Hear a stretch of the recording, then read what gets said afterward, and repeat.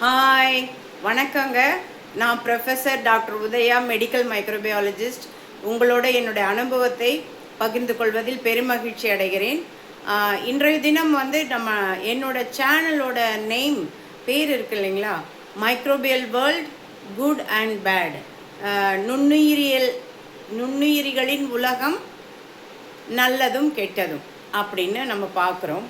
நுண்ணுயிரிகள், bacteria, virus, பூஞ்சான் இவைகளெல்லாம் நமக்கு தீமை தானே மேடம் பயக்கும், எப்படி குட் சொல்கிறீங்க அப்படின்னு சில பேர் கேட்பீங்க. ஏன்னா நிறைய பேருக்கு இதை நன்மை பயக்கக்கூடிய பாக்டீரியாவை பற்றி தெரிஞ்சிருக்கக்கூடும்.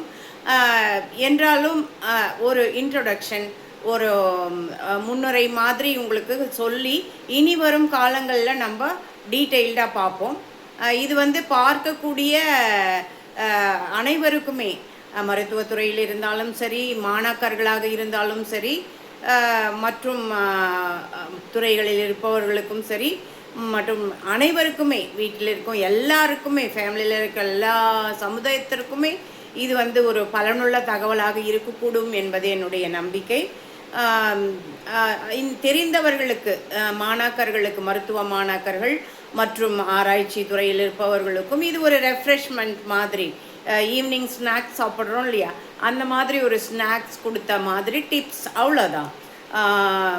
இப்போ என்ன புதுசாக ஒன்றும் சொல்லிட போகிறதில்ல. நான் இருக்கிறத உங்களுக்கு தெளிவாக கொஞ்சம் புரியும்படியாக, சப்ஜெக்ட் தெரியாதவங்களுக்கும் இதை பற்றி தெரியாதவங்களுக்கும் புரியக்கூடிய வகையில் சொல்லலாம்ன்றது என்னுடைய நோக்கமாக இருக்கிறது. இப்போ பார்த்தீங்கன்னா, நுண்ணுயிரிகள் என்னும் பொழுது குட் அண்ட் பேடு சொல்கிறோம். நம்ம நல்லது கெட்டது சொல்கிறோம். அது என்ன, கெட்டது எங்களுக்கு தெரியும், ஜுரம் வர வைக்கும், இன்ஃபெக்ஷன் உண்டு பண்ணும், அதனால் நிறைய தொந்தரவுகள், எல்லா சிஸ்டத்தையுமே பாதிக்கும், மூளையிலேருந்து, கிட்னிலேருந்து, வாயிலிருந்து, மலவாய் வரலும், மற்றும் காது, மூக்கு, தொண்டை எல்லா இடத்துலையுமே பிரச்சனையும் வியாதிகளையும் உண்டு பண்ணக்கூடியது தானே மேடம் பாக்டீரியாக்கள், வைரஸ்கள், இந்த பூஞ்சான்கள், பாரசைட்ஸ் எல்லாமே. அப்படின்ற ஒரு கேள்விகள் எழ வேண்டும், நமக்கு எழ வேண்டும். அப்போ தான் அதில் ஒரு ஆர்வம் இருக்குன்னு அர்த்தம், இதில் தெரிஞ்சுக்கிற ஒரு ஆர்வம் இருக்குன்ட்டு. கண்டிப்பாக அவைகள் நல்ல நுண்ணுயிரிகளும் இருக்கிறார்கள், நமக்கு தீமை பயக்கக்கூடிய நுண்ணுயிரிகளும் இருக்கிறார்கள். இன்றைக்கி ஒரு டிப்ஸோடு நான் முடிச்சுக்கிறேன், ஒரு உதாரணத்தோடு முடிச்சுக்கிறேன். ஒரு பாக்டீரியா எடுத்துக்குவோம். நம்மளுடைய பாடி சிஸ்டம் இருக்குது இல்லைங்களா, ஸ்கின், ஓரல் கேவிட்டி, அதாவது வாய் சார்ந்த பகுதிகள், கண் சார்ந்த பகுதிகள், தோல், காதுனா இங்கே வெளிக்காது நடுக்காது வரலும் சொல்கிறேன், வெளிக்காது நடுக்காது அந்த இடங்கள், மற்றும் உடலில் யூரோஜெனிட்டல் ஏரியா, நம்மளுடைய பிறப்புறுப்புகள், மற்றும் மலவாய், குடல், இந்த மாதிரி இடத்துலலாம் சாதாரணமாகவே பலவிதமான பாக்டீரியாஸ்கள் இருக்கும். அந்த பாக்டீரியாஸ்கள் பலவிதமானன்னா என்ன அப்படின்னு கேட்பீங்க. பலவிதமானன்னா அவைகள் தன்னுடைய உருவத்திலும், செயல்பாடுகளிலும், மற்றும் நோய் உண்டு பண்ணக்கூடிய திறன்களிலும் அவர்கள் எல்லாமே வேறுபட்டு காணப்படுவார்கள். உதாரணமாக ஷேப் என்று சொல்லக்கூடிய அந்த வடிவம், அவர்களுடைய வடிவமே ஒருத்தருக்கும் வேறுபடும். எல்லா பாக்டீரியாவும் ஒரே வடிவத்தில் இருக்க மாட்டாங்க.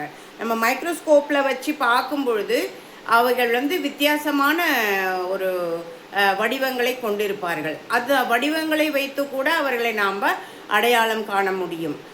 மைக்ரோஸ்கோப் என்பது ஒரு கருவி.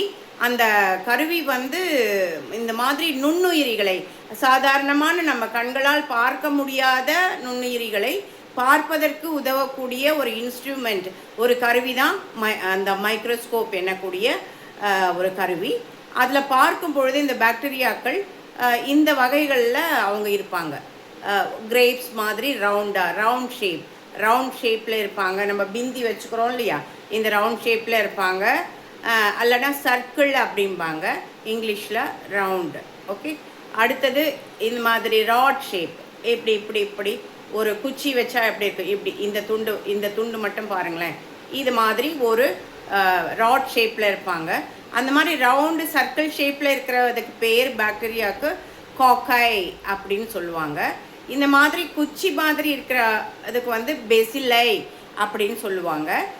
சில பேர் பார்த்தீங்கன்னா கமா ஷேப் பாக்டீரியான்னு சொல்லுவாங்க. கமா ஷேப்னால் நம்ம எழுதும்போது இப்படி கமா போடுறோம் இல்லைங்களா, இப்படி இப்படி போடுவோம் இல்லைங்களா, அந்த மாதிரி ஷேப்பில் இருக்கும். அதுக்கு வந்து கமா ஷேப் பாக்டீரியான்னு சொல்லுவாங்க. பெரிய உதாரணத்தை இங்கே சொல்லலாம். கமா ஷேப் பாக்டீரியாவுக்கு நமக்கு வந்து காலராவை உண்டு பண்ணக்கூடிய விப்ரியோ காலரே என்று சொல்லக்கூடிய ஒரு பாக்டீரியா கமா ஷேப்பில் இருப்பாங்கங்க. இந்த சீட் பிடிக்கக்கூடிய கட்டிகள் எல்லாம் வருது இல்லைங்களா, இன்ஃபெக்ஷன், அது உண்டு பண்ணக்கூடிய பாக்டீரியா சர்க்கிளாக இருப்பாங்க. காக்கை, ஸ்டெஃபலோ காக்கை, ஸ்டெப்டோ காக்கை, அந்த மாதிரி அவங்க பேர். பேசிலை சொன்னல குச்சி வடிவத்தில் இருப்பாங்கன்னு, அவங்க வந்து urinary tract infection, pus infection, Pseudomonas எரோஜெனஸா, எசரிஷியா கோலை, கிளெப்சிலா, எல்லா பாக்டீரியா நிறைய வியாதிகளை உண்டு பண்ணுறவங்க இருக்கிறாங்க. கமா ஷேப் பார்த்துட்டோம். அடுத்தது வந்து ஸ்பைரல் ஆர்கானிசம்ஸ். ஸ்பைரல்னாலே உங்களுக்கு தெரியும், இப்படி இப்படி வளைஞ்சு வளைஞ்சு வளைஞ்சு வளைஞ்சு வர்றது தான் ஸ்பைரல். ஓகே, அந்த ஸ்பைரல் ஆர்கானிசம் அப்படிங்கிறது ரவுண்டாகவும் இருக்காது, குச்சி போலவும் இருக்காது, கமா மாதிரியும் இருக்காது. ஒரு ஒரு இப்படி இப்படி இப்படி இப்படி வளைஞ்சு வளைஞ்சு வளைஞ்சு வளைஞ்சி ஒரு ஒரு பாம்பு வளைஞ்சிருக்கும் பாருங்கள், அந்த மாதிரியான ஒரு ஷேப்பில் இருக்கும். அதுக்கு தான் ஸ்பைரல் ஆர்கானிசம் அப்படின்ற பெயர். அதுக்கடுத்து பார்த்தீங்கன்னா மைக்கோபிளாஸ்மான்னு ஒன்று சொல்லுவாங்க. மைக்கோபிளாஸ்மாவுக்கு ஷேப்பே கிடையாது. ஷேப் கிடையாதுன்னா ஒரு நிரந்தரமான ஷேப் கிடையாது. இப்போ நம்ம சொல்கிறோம் காக்கைனா ரவுண்ட், பேஸ்லைனா ராட் ஷேப்ட், ஸ்பைரல் ஆர்கானிசம். இந்த மைக்கோபிளாஸ்மாவுக்கு வந்து நிரந்தர உருவம் இருக்காது. ஒரு மைக்ரோஸ்கோப்பில் வச்சு பார்க்கும்பொழுது அது வந்து பல விதங்களில் தெரியும். சின்னதாக இப்படி இருக்கும், ஸ்டார் மாதிரி இருக்கும், இப்படி இருக்கும், உப்பினா மாதிரி இருக்கும், இப்படி வளைஞ்ச மாதிரி இருக்கும். ஸோ பலவிதமான இது இருக்கும் அதுக்கு உருவங்கள். அது வந்து ஆங்கிலத்தில் நம்மளுடைய சயின்ஸில் மருத்துவத்தில் பிளியோமார்பிக் ஸ்ட்ரக்சர். பிளியோமார்பிக் ஸ்ட்ரக்சர்னால் பிளியோமார்பிசம்ன்றாலே அதை வந்து நிரந்தரமற்ற ஒரு இன்டெஃபினிட் ஷேப், அதுக்கு நிரந்தரமான ஒரு ஷேப் கிடையாது. அடுத்தது பார்த்திங்கன்னா ஹையர் பாக்டீரியா அப்படின்று சொல்லக்கூடிய ஆக்டினோமைசீட்ஸ். ஆக்டினோமைசீட்ஸ் அதுக்கு ஹையர் பாக்டீரியான்னு ஒரு பெயர் உண்டு. ஏன் ஹையர் பாக்டீரியா? இந்த மாதிரி காக்கை, பேசில் இதெல்லாம் வளர்ந்து வளர்ந்து வளர்ந்து கடைசியில் வந்து இவங்க வந்து ஹையர் பாக்டீரியா எப்படின்னா பிரான்ச்சஸாக இருப்பாங்க. பிரான்ச்சஸாக அந்த ராட் ஷேப்பில் பிரான்ச்சஸ் இருக்கும், இல்லைனா வெரி லாங் ஷேப்பில் இப்படி இப்படி இப்படி வளைஞ்சி இருப்பாங்க. ஸோ இவங்களுக்கு வந்து ஹையர் பாக்டீரியான்னு பேர் வச்சுருக்காங்க. ஆக்டினோமைசிட்ஸ் குரூப், அந்த சயின்டிஃபிக் நேமில் ஆக்டினோமைசிட்ஸ் சொல்லுவாங்க. இதுக்கு இன்னொரு காரணமும் உண்டு. ஹையர் பாக்டீரியா அப்படின்னு சொல்கிறதுக்கு வந்து இப்போ இந்த பாக்டீரியாக்கள்லாம் பரிணாமம் வந்து இந்த ஹையர் பாக்டீரியாவோட நிற்கிது பாருங்கள். இந்த ஆக்டினோமைசிட்ஸ் ஒரு காலகட்டத்தில் பிரான்ச்சாக இருக்கிறதால இதை வந்து பூஞ்சான்கள் என்ற கணக்கிலும் வைத்திருந்தார்கள். அப்புறம் இந்த இது இப்போ உள்ள கரண்ட் டெக்னாலஜி பிரகாரம் எல்லாத்தையும் கண்டுபிடிச்சி இது பூஞ்சான் கிடையாது, இது பாக்டீரியா, ஹையர் பாக்டீரியா, நல்ல வளர்ந்த பரிணாமித்த ஒரு பாக்டீரியா அப்படின்னு பாக்டீரியா குரூப்லேயே வச்சுருக்காங்க. அந்த அது பேரெல்லாம் நம்ம நிறைய பேர்கள் இருக்கிறாங்க. Actinomycetes, Nocardia, Streptomyces. ஸ்ட்ரெப்டோமைசிஸ் அந்த குரூப் வந்து அதிலிருந்து இந்த ஆக்டினோமைசிஸ் குரூப்லேருந்து இது நல்ல உதாரணங்க, நன்மை பயக்கக்கூடிய பாக்டீரியான்னு சொன்னேன் இல்லைங்களா. இந்த ஆக்டினோமைசிட்ஸ் குரூப் ஆஃப் பாக்டீரியா, அந்த பாக்டீரியாவுக்கு வந்து நல்ல ஒரு என்ன சொல்கிறது, கமர்ஷியல் வேல்யூ அதுக்கு உண்டுங்க. கமர்ஷியல் வேல்யூ உண்டு. அதிலிருந்து நிறைய கலர் தயாரிக்கிற கலர்களை எடுக்கிறாங்க அந்த ஆச்சரியமாக இருக்கு அவங்களுக்கு. பாக்டீரியாலேருந்து கலர்களை எடுக்கிறாங்க, சாயங்கள் எடுக்கிறாங்க. ஃப்ராக்ரன்ஸ், நல்ல ஃப்ராக்ரன்ஸ் இருக்கும், ஸ்மெல், நல்ல ஒரு சென்ட் மாதிரி இருக்கிற அந்த மாதிரி உள்ள வாசனை திரவியங்கள் கூட எக்ஸ்ட்ராக்ட் பண்ணி எடுக்கிறாங்க. இது மாதிரி அப்புறம் நம்ம சாப்பிடக்கூடிய மருந்துகள் ஸ்ட்ரெப்டோமைசிஸ்லேருந்து எடுக்கிறாங்க. ஸோ நிறைய இருக்குங்க. அது பின்காலங்களில் நம்ம சொல்லலாம். இதுதாங்க நன்மை பயக்கக்கூடிய பாக்டீரியாவில் இது ஒரு குரூப்பு. இது வந்து வெளியில இருந்து நன்மையை நமக்கு கொடுக்குது. காசு சம்பாதிக்கலாம், அதிலேருந்து வியாபாரம் பண்ணலாம். இப்படி நம்ம உடலுக்குள்ளே எப்படி நல்ல பாக்டீரியாக்கள் இருக்குது. ஆமாங்க, நான் ஏற்கனவே சொன்ன மாதிரி நம்ம உடலில் பல இடங்களில் ஏற்கனவே இந்த பாக்டீரியாக்கள் குடிக்கொண்டிருப்பாங்க. அவர்கள் எதுவும் நமக்கு தீமையும் பயக்க மாட்டார்கள். ஏன்னா அவர்கள் நன்மை பயக்கக்கூடிய பாக்டீரியாக்கள். இவர்கள் நன்மைன்ற என்ன நன்மை மேடம் அப்படின்னு கேட்குறீங்களா? அந்த பேலன்ஸ்டு ஒரு உதாரணம் நாம் சொல்லணும்னா, சில நார்மலாக இருக்கக்கூடிய ஆர்கானிசம்ஸ், நுண்ணுயிர்கள், அவர்களுக்கு நேரங்களும் சூழ்நிலைகளும் தகுந்தபடி அமையும் பொழுது அந்த நார்மலாக நோய் உண்டு பண்ணாத இருக்கிறவங்களே போய் அங்கே உட்காந்து பழகி பெருகி அவங்க வேலையை காட்டி அவங்க நோய் உண்டு பண்ணுவாங்க. அந்த மாதிரி இருக்கக்கூடிய சில மைக்ரோ ஆர்கானிசம்ஸ், நுண்ணுயிர்கள் இருக்கிறாங்க. எங்கே இருக்கிறாங்க? நம்ம பிறப்புறுப்புகள், நம்ம யூரின் போகிற இடங்கள், நம்ம பர்த் கெனால் சொல்லக்கூடிய அந்த பிறப்புறுப்பு, அந்த மலவாய், இங்கெல்லாம் இருப்பாங்க. இப்போது யூரினரி ட்ராக்ட் இன்ஃபெக்ஷன் அப்படின்னு நிறைய கேள்விப்பட்டிருப்பீங்க. நம்மள எல்லாருமே இந்த யூரினரி ட்ராக்ட் இன்ஃபெக்ஷனில் வாழ்நாளில் ஒரு தடவையாவது நம்ம பாதிக்கப்பட்டிருப்போங்க.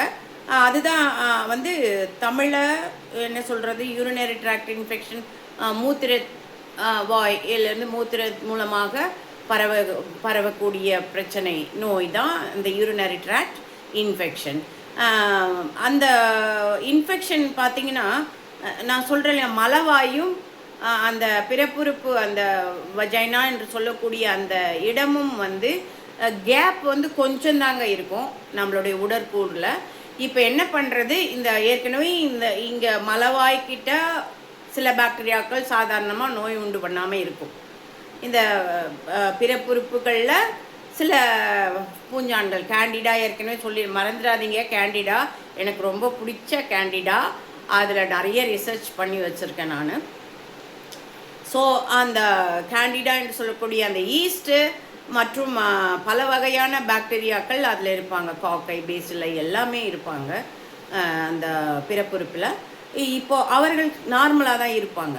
சூழ்நிலைகள் அவர்களுக்கு சாதகமாக அமையும் பொழுது, நம்ம சரியாக ஹைஜீன், சுகாதாரம் இல்லாமல் இருக்கும் பொழுது, நம்மளே கண்டுக்காமல் இருக்கும் பொழுது, மற்றும் வந்து உடல் கூறு நம்ம என்ன சொல்கிறது, சரியாக உணவுகள் சாப்பிடாமல் இருக்கும் பொழுதும், நம்மளுடைய இம்யூன் பவர், அதாவது நம்மளுடைய நோய் எதிர்ப்பு சக்தியை கொடுக்கக்கூடிய சிஸ்டத்தை நம்ம நல்லபடியாக பேலன்ஸ்டாக வச்சுக்காத பட்சத்தில், அதனுடைய நோய் எதிர்ப்பு தன்மை குறைந்த பட்சத்தில், மேலுமாக நம்மளுடைய ஹார்மோன்கள் பேலன்ஸ் இல்லாத பட்சத்தில், மற்றுமாக ஏற்கனவே ஏதாவது நோய்கள் வாய்ப்பட்டிருந்தோம்னா, அந்த உதாரணமாக சர்க்கரை வியாதி மற்றும் வேறு எந்த வியாதிகள் பாதிக்கப்பட்டிருக்கும் பொழுது, இந்த மாதிரியான சூழ்நிலைகள் எல்லாம் இந்த சாதாரணமாக நம்மளாக இருந்து எந்த நோயும் இல்லாத உண்டு பண்ணாத இந்த நுண்கிருமிகளுக்கு சாதகமாக அமைஞ்சிடுச்சு.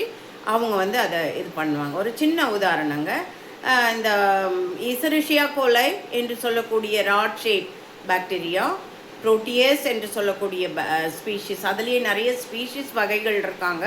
அவங்களில் ஒரு சிலவங்க வந்து நம்ம மலவாய், குடல்லேருந்து மலவாய் அந்த ஏரியாக்களில் இருப்பாங்க. சாதாரணமாக குறைந்த எண்ணிக்கையில் இருப்பாங்க. அங்கே அவர்கள் இருக்கும் பொழுது அங்கே நோய் உண்டு பண்ணுவதில்லை. ஆனால் அவங்களுடைய என்ட்ரி ஒரு கணிசமான நம்பர்ஸ், நான் ஏற்கனவே சொல்லியிருக்கிறேன், இன்ஃபெக்டிவ் டோஸ் ரொம்ப முக்கியம்.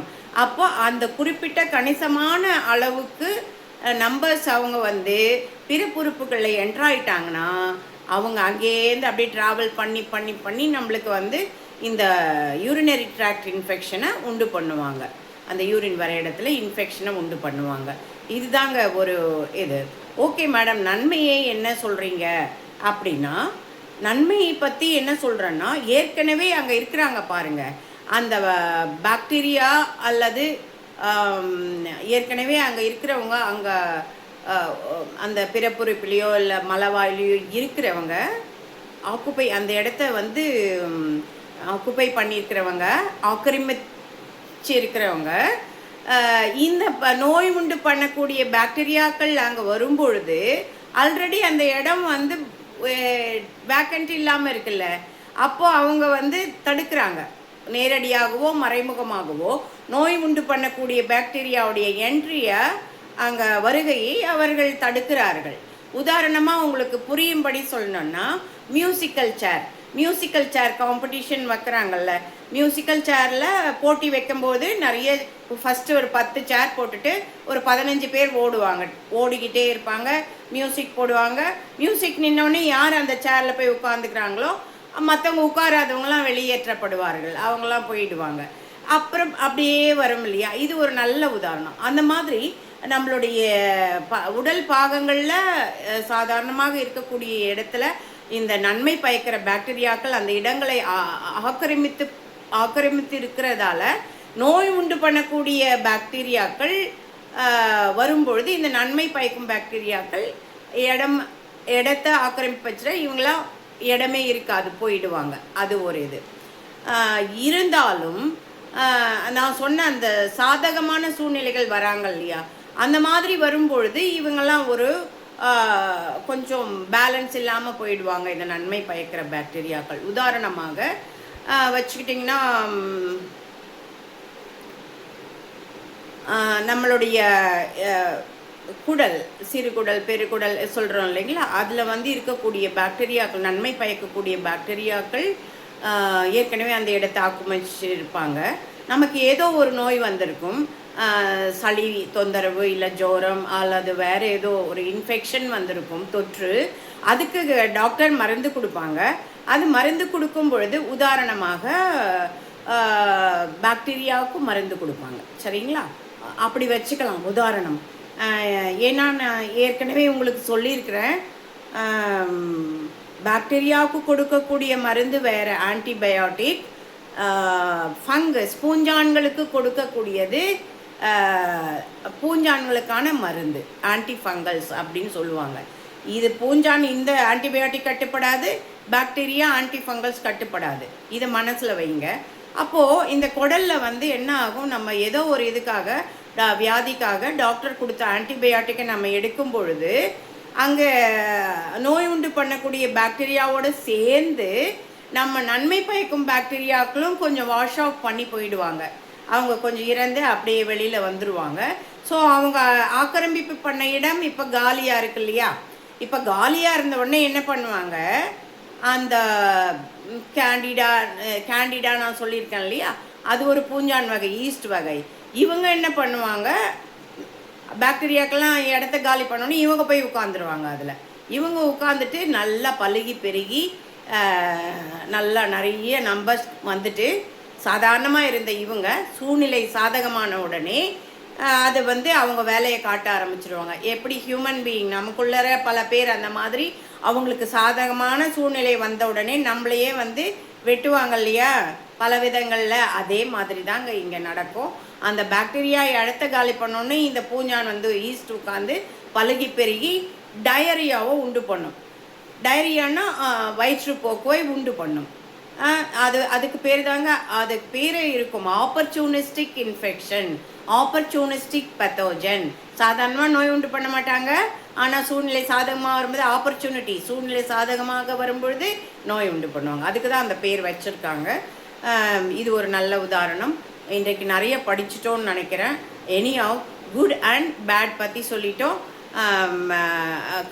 குட்ன்னு சொல்லும் பொழுது கமர்ஷியல் வேல்யூ நம்ம என்னெல்லாம் ஆக்டினோமைசிஸ்லேருந்து மருந்துகள் தயாரிக்கிறாங்க, நிறப்பொருட்கள், நிறங்கள், சாயங்கள் எடுக்கிறாங்க, வாசனை திரவியங்கள் எடுக்கிறாங்க, அதெல்லாம் சொல்லியிருக்கோம். சின்ன ஒரு என்னோடய லைஃப் எக்ஸ்பீரியன்ஸ் நான் சொல்லிடுறேன். ஒரு காலகட்டங்களில் இப்போ தான் ஒரு 5 வருடங்களாக நான் என்னோடய வீட்டில் ஒரு பகுதி ரூமை வந்து லெபார்ட்ரியாக வச்சுருந்தேன்.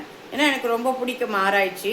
அப்போ அந்த லெபார்ட்ரியை வச்சு செயல்பட்ட காலங்களில் எனக்கு ரொம்ப பிடிக்கும். பல விதங்களில் ஆராய்ச்சிகள் பண்ணிகிட்ருப்பேன். அப்போ இந்த ஆக்டினோமைசிட்ஸ் வந்து காற்றுல நிறைய இருக்கும், டஸ்ட் பார்ட்டிக்கல் வெளியே, நான் சொல்கிறது இன்டோரில் இல்லை, அவுட்டோரில், அதாவது வெளிக்காற்று வெளி சூழலில் சொல்கிறேன், ரூமில் நான் சொல்ல வரல. அதிகமாக இந்த மணல், மண், அந்த தேங்காய் மரம் இருக்குது இல்லைங்களா, அங்கெல்லாம் ரொம்ப நிறையா இருக்கும். இந்த தோட்ட மண்லேயும் இருக்கும், ஸ்ட்ரீட் மண்லேயுமே இருக்கும் இந்த ஆக்டினோமைசிட்ஸ். அப்போ வந்து நான் என்னோடய டார்கெட் வந்து பூஞ்சான்களை என்னென்ன பூஞ்சான்கள் இந்த தென்னை மரத்துக்கு கீழே இருக்குது காற்றுல அப்படின்னு சொல்லிட்டு அந்த கல்ச்சர் பிளேட் நாங்கள் வளர்ப்போம் இல்லையா, அந்த வளர்ப்பு ஊடகத்தை எடுத்துகிட்டு போய் அங்கே வச்சுட்டு ஒரு 1/2 அன் ஹவர் திறந்து வச்சுட்டு அதுக்கப்புறம் முட்டை. ஏன்னா 1/2 அன் ஹவர் திறந்து வைக்கும்பொழுது காற்றில் மண் அதெல்லாம் வந்து அந்த ஊடகத்தில் விழும் இல்லைங்களா தானாகவே. அப்போ விழுந்து அதை மூடிட்டு நம்ம அதுக்கான சூழல் இன்குபேட்டர்னு சொல்லுவோம், 37 டிகிரி செல்சியஸில் அந்த பிளேட் வச்சிட்டோம்னா அந்த பாக்டீரியாக்களாக இருந்தாலும் ஃபங்கஸாக இருந்தாலும் அவங்க வளருவாங்க, அதில் பூஞ்சான்களாக இருந்தாலும் வளருவாங்க. அப்போ பார்க்கும்பொழுது அந்த 1/2 அன் ஹவர் வெளியில் வச்சுட்டு அதை வச்சு அடுத்த நாள் பார்க்கும்பொழுது பியூட்டிஃபுல் கலர்ஸ், ரொம்ப என்ன சொல்கிறது, அந்த மாதிரி கலர் நான் வந்து நம்ம சாரீஸோ ட்ரெஸ்ஸஸ்லேயோ நான் பார்த்ததில்லை. Fluorescent colours, orangish yellow colour, yellowish orange colour, reddish yellow colour, reddish orange colour, pink colour, இப்படியாக கலராக ஒரு பாக்டீரியா, விதவிதமான பாக்டீரியாக்களை பார்த்தேன்.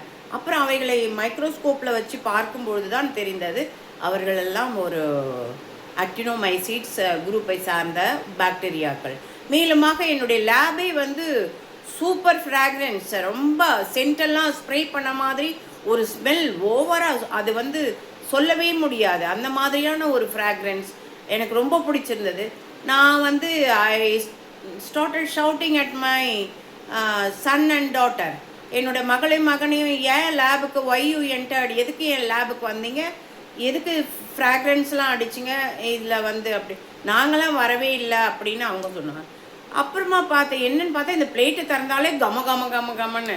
அப்போது அது என்னோடய எக்ஸ்பீரியன்ஸுங்க. அப்போ தான் வந்து நான் புத்தகங்களில் படித்த பழக்கம் உண்டு, ரிசர்ச் பேப்பர்ஸ் பண்ண அதிலேருந்து பார்த்த ரிவ்யூ ஆஃப் லிட்ரேச்சர் சொல்லுவாங்களே பார்த்துருக்கேன். என்னோடய ஆக்டினோமைசிட்ஸோட கமர்ஷியல் வேல்யூ. ஆனால் என்னோடய லைஃப்பில் நான் பார்த்தது அந்த கலர்ஃபுல் இதுவும் அண்ட் அந்த ஃப்ராக்ரன்ஸுங்க. இதோடு நான் இன்றைக்கி நிறுத்திக்கிறேன். இனியோ நம்ம குட் அண்ட் பேட் நுண்ணுயிர்களை பார்த்தோம். இனி வரும் காலங்களில் இன்னும் நிறைய பார்க்குறோம். இந்த சேனலை சப்ஸ்கிரைப் பண்ணுங்கள், மற்றவர்களுக்கும் இதை வந்து பரிந்துரை செய்யுங்க, மற்றவர்களுக்கும் ஷேர் பண்ணுங்கள். ஒரு குட் நியூஸோடு உங்களுக்கு வரேன். நன்றி.